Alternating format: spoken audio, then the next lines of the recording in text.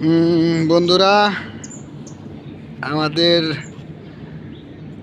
গজলাউ গাছ মোটামুটি আল্লাহর রহমতে ফল আসা শুরু হয়েছে।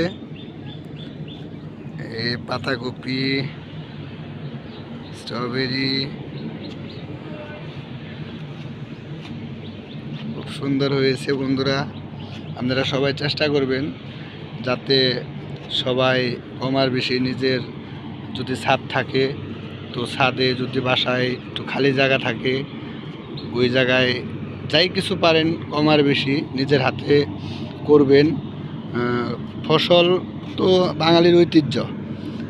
আমরা তো আসলে কৃষকের সন্তান। সবাই কৃষকের সন্তান হিসেবে আমাদের এই মহব্বতটা মাটির প্রতি রাখা উচিত।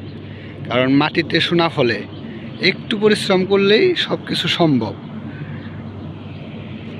আপনারা সবাই চেষ্টা করবেন যাতে সবাই মিলে একসাথে বাজারের যে ঊর্ধ্বগতি, একটা করে চারা যদি আপনি 5 টাকা দিয়েও কিনেন, 10 টাকা দিয়েও কিনেন, যদি একটু যত্ন করেন তাহলে একটি চারার থেকে আপনি অনেকটি ফলন পাবেন।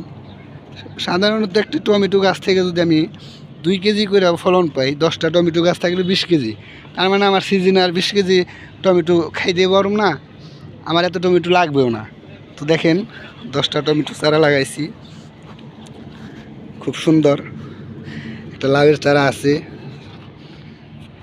এই পাশে টমেটো গাছটি খুব সুন্দর হচ্ছে।